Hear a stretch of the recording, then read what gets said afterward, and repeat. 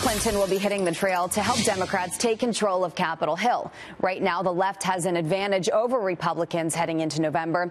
But if this strategy didn't work in 2016, will it help the Democrats retake power on the Hill right now? Helping us crunch the numbers is editor-at-large for Ballotpedia and senior fellow at the King's College, Scott Rasmussen. Thank you for joining us this morning. Always good to be with you, Jill. Let's just start. Is this what the Democrats need? No.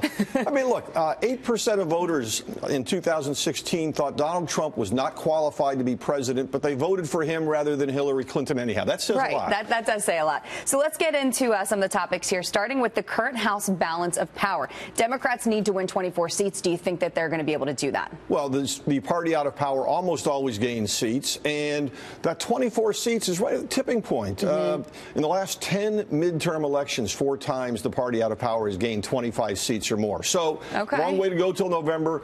The key right now, there are 45 races that are considered competitive. 38 of them are held by Republicans. So Democrats have a lot of opportunities. And, of course, the political environment is pretty good for them right now. Right, absolutely. Now, next topic, Clinton and Pelosi. Now, as we just talked about, is this necessarily what the Democrats need? Or are they, in fact, maybe helping the Republicans right now? Yeah, the Republicans would love to see these two, along with Bernie Sanders and Elizabeth Warren, in every competitive district. Hillary Clinton, when she gets into the race, she makes it a choice between Donald Trump and Hillary Clinton, that lesser of two evils thing that some people selected last time. Nancy Pelosi unifies the Republicans like nobody else. So if these become the faces of the Democratic Party in House races, Republicans will have a better shot. But look, Republicans are going to talk about the tax cut issue. They're going to try and connect it to a growing economy. We have a long way to go before we know who controls the House of Representatives. How much do you think the recent crumbs comment is going to be hurting Nancy Pelosi? Oh, you're going to hear that an awful lot, because it's not just, she was talking about just the size of the tax cut, which she underestimated, but also forgetting that 3 million people got a $1,000 bonus. Right. Other people are getting jobs, and good things are happening because of that tax Because cut. of that, right. Okay, so current Senate balance of power. How do you think this is going to play out? Right now, Democrats need to flip just 2 seats to win control, and that sounds pretty manageable until you realize they're defending 10 seats in states won by Donald Trump. There's only a couple of really good takeaway opportunities for the Democrats. But, Jillian, if we're talking about this, in the sports world, you always focus on what do you watch in a key game. There are 3 races to watch in the battle for the Senate. And you say the Democrats need to win all 3 of these, right? These are absolute must-wins. Okay.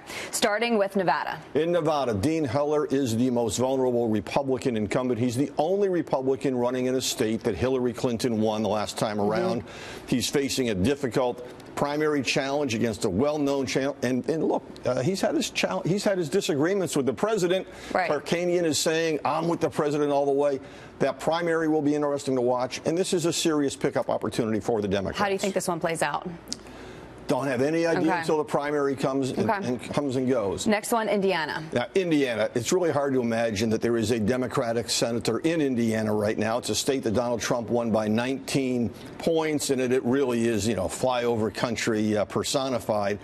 This is a race where you're going to hear an awful lot about things like, do you want Chuck Schumer to have a bigger role in confirming the judicial nominations of President Trump?